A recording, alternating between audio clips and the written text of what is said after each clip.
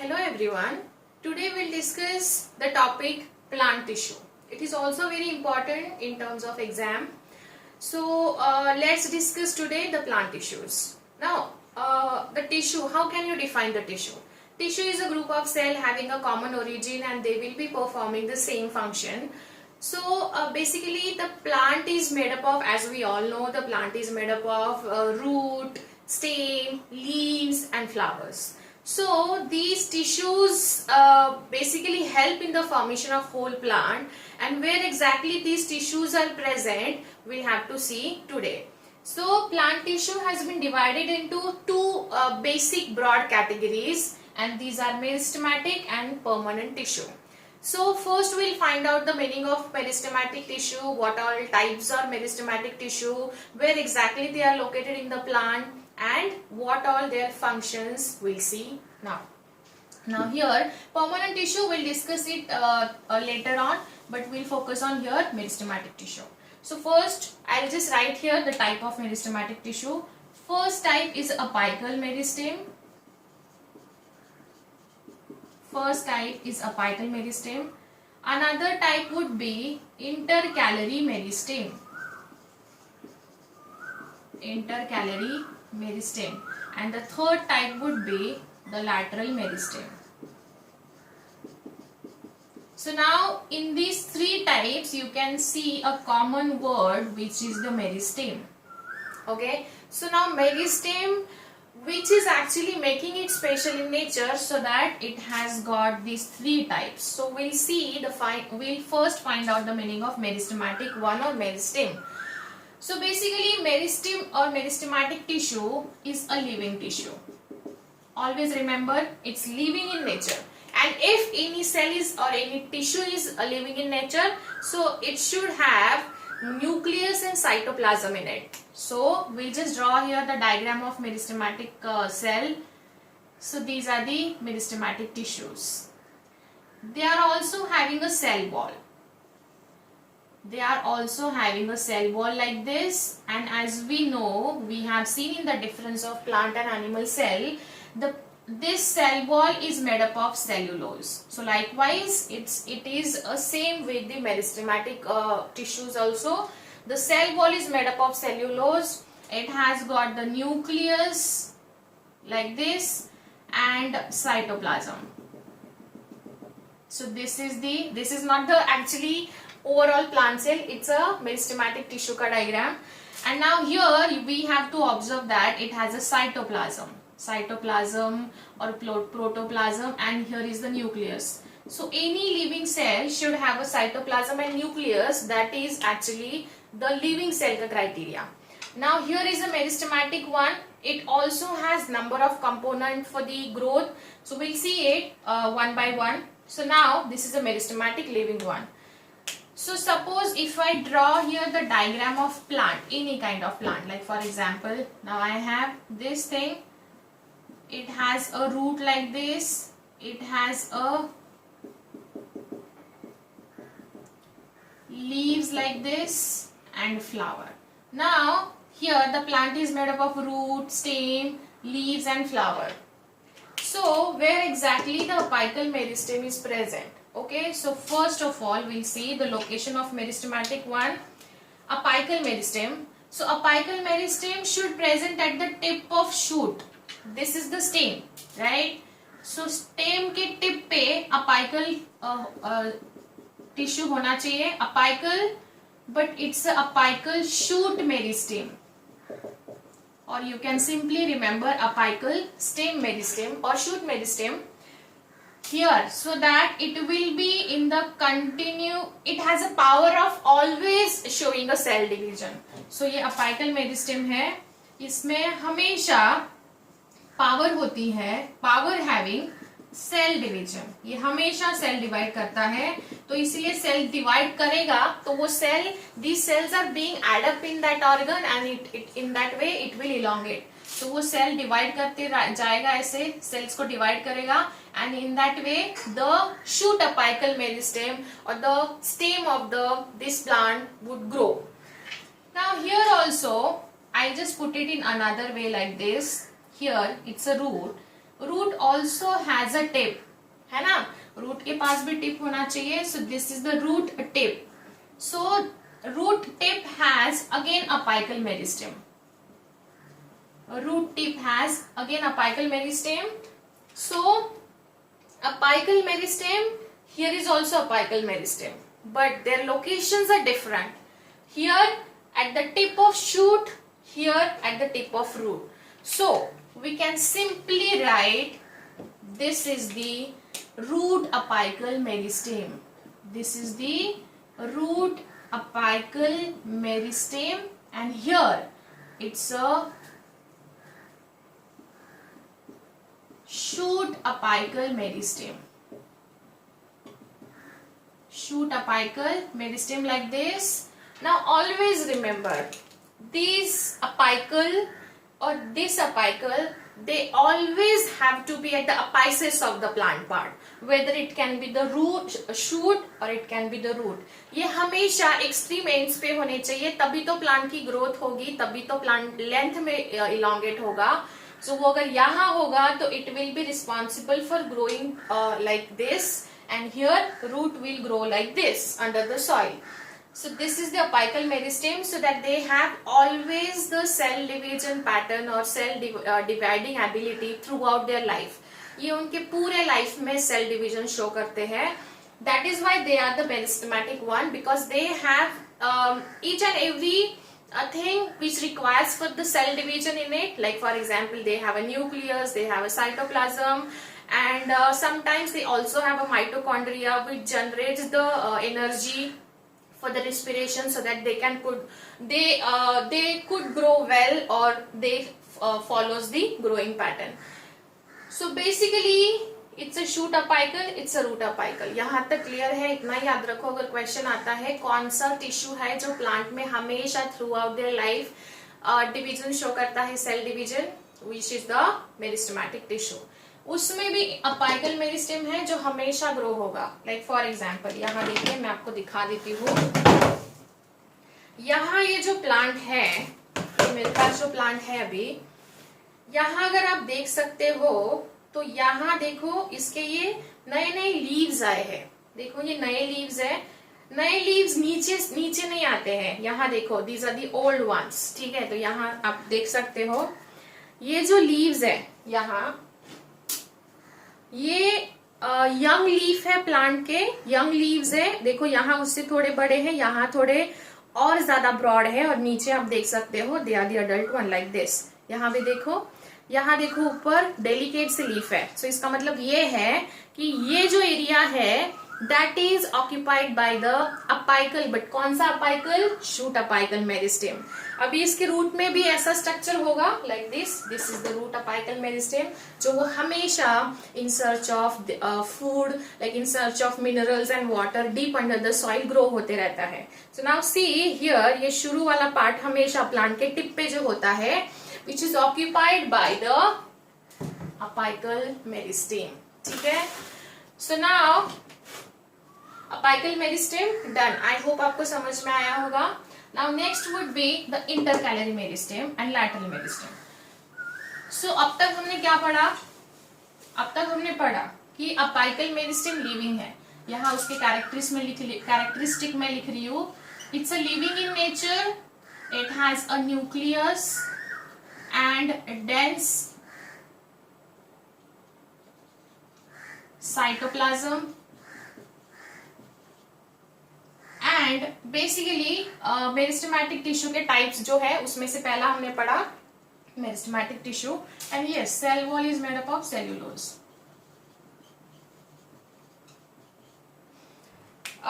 Now we'll draw again another diagram.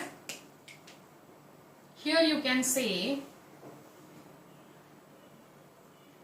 it's a stem. जो stem थोड़ा सा ऊपर जाएगा तो उसका थोड़ा सा लेंथ है वो कम होते जाएगा. So like this. So here just now we have seen it's a shoot apical meristem. It's a shoot apical meristem जो कि हमेशा टिप पे होना चाहिए. यहाँ likewise मैं यहाँ ड्रॉ कर रही हूँ.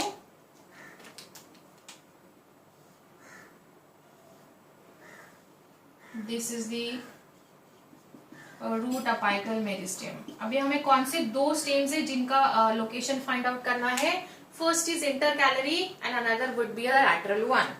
सो ये अगर ऐसा प्लांट है तो plant also has a number of nodes in it, nodes and internodes. अगर शुगरकेन देखा होगा तो शुगरकेन का अगर आपने इसके साथ कंपेयर किया तो शुगरकेन का स्ट्रक्चर ऐसा ही होता है। तो ये जो बीच में लाइनिंग्स होती है शुगरकेन की, ये होती है, these are called as nodes. ये जो यहाँ दिखाए हैं ऐसे linings, these are called as nodes, nodes होते हैं। सो यहाँ एक नोड हो गया, यहाँ एक नोड हो गया, and this is the place which is present between two nodes. जो दो नोड्स के बीच में प्रेजेंट होता है उसको क्या बोलते हैं? Internode. So here you can see internode is present between two nodes, और दो नोड्स के बीच में इंटरनोड प्रेजेंट होता है, इतना याद रखिए। So now we have to find out the location of which tissue? Intercalary. So intercalary कहाँ रहेगा? इंटरकैलरी रहता है at the base of node. कहाँ रहेगा? At the base of node. So जैसे for example now here is the node, here is the node, so वो यहाँ रहेगा, और यहाँ से क्या होंगे? ब्रांचेस अराइज होते हैं। प्लांट्स में ब्रांचेस भी तो होते हैं ना, ऐसा नहीं होता है कि वो ऊपर जाता है। Yes, there are certain plants which show always in the upright growth, but not all. Most of the trees and plants would have a lateral branches also. So lateral branches grow होगा, कहाँ से grow होगा? At the base of the node. कहाँ से होगा? At the base of node. So ये node था, node के बेस से ओरिजिनेट होना शुरू हो गया। सो आगे जाके इसमें ऐसे लीव्स आना शुरू हो जाएंगे, लाइक दिस, ऐसे छोटे छोटे लीव्स आएंगे। सो ये जो है ये हमारा टिश्यू है इंटरकैलरी मेरिस्टेम। सो यहाँ जो होगा that would be a intercalary meristem. Intercalary कहाँ याद रखोगे location? Eight the base of node. और इसका फंक्शन क्या है? लाइक जैसे हमने अपाइकल का पढ़ा, it is responsible for the upright growth of the plant. So ये क्या करेगा intercalary? This is actually responsible for giving rise into the number of branches, terminal branches I would say. Terminal मतलब side वाली branches. And these are the two tissues. ये हमने उसके type पढ़ लिए। बट तीसरा जो है विच is the lateral one, third lateral जो होगा। सो लैटरल कहाँ होगा? लैटरल यहाँ होगा, like this. So lateral would be located here. This is the lateral meristem. Now lateral meristem, what could be the function of this? Lateral meristem is responsible for increasing the girth of the stem. Like for example first year अगर आप देखोगे कोई भी plant, तो plant जो होता है उसका स्टेम का जो कि लेंथ या गर्थ बोल सकते हो, गर्थ मतलब उसका वो पूरा ऐसा सर्कल पैटर्न में जो ग्रोथ रहता है।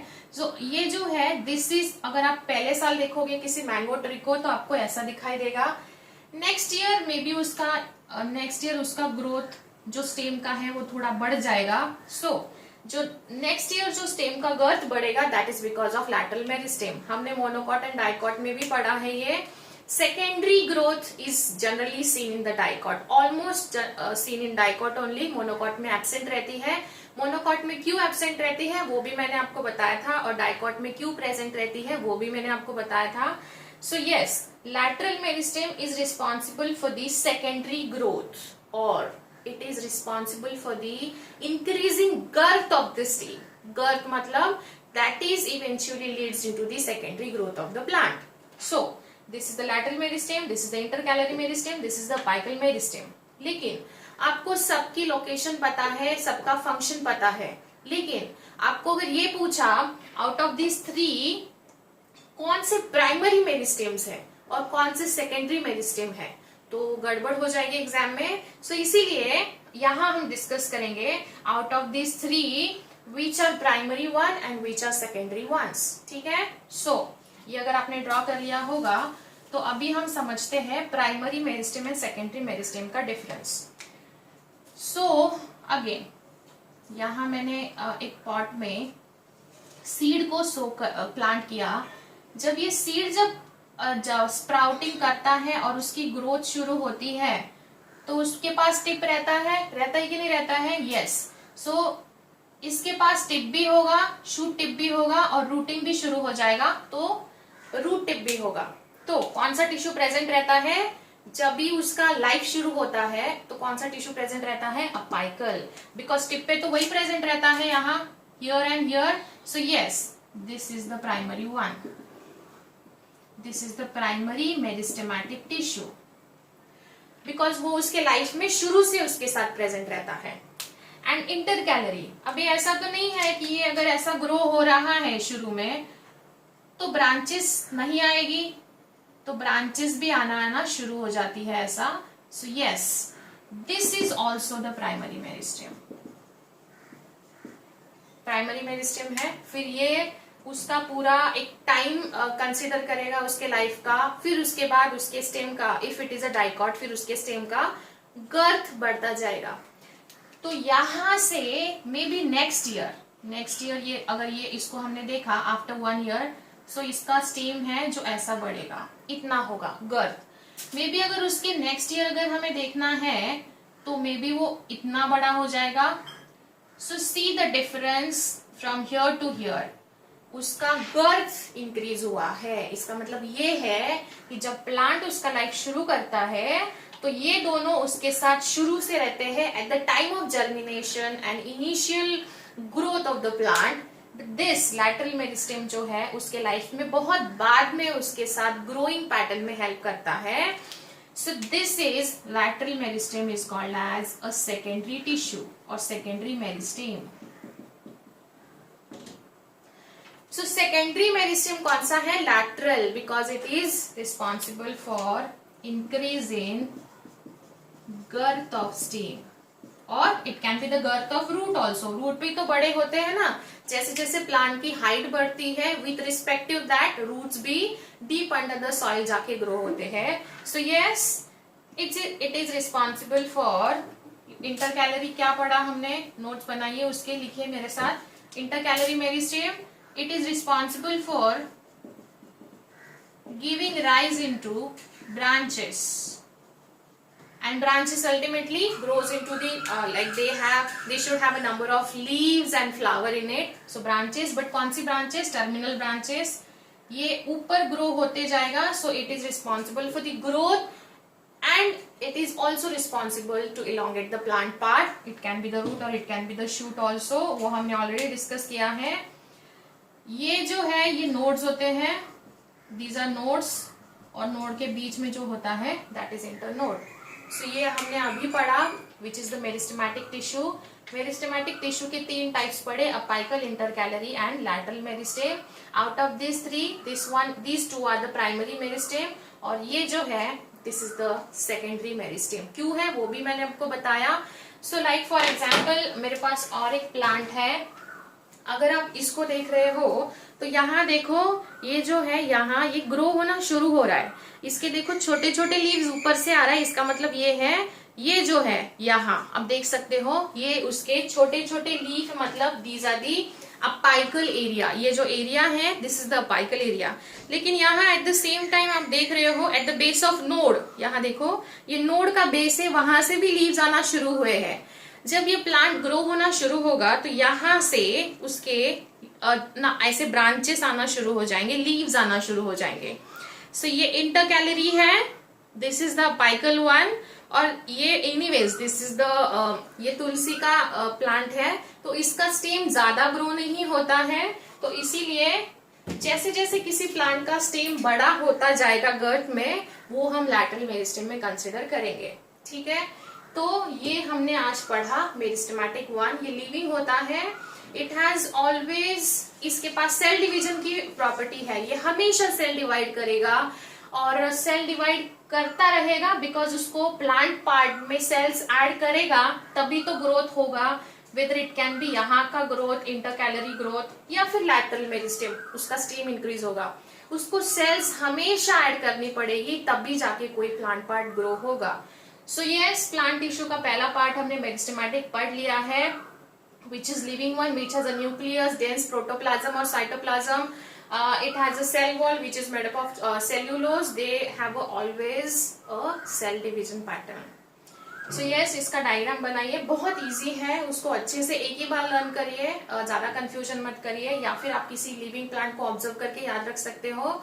ये बेस्ट वे है प्लांट फिजियोलॉजी याद रखने का. एंड यस, आज के लिए इतना ही काफी है. In next session we'll see the permanent tissue and its type. So see you in next session. Thank you.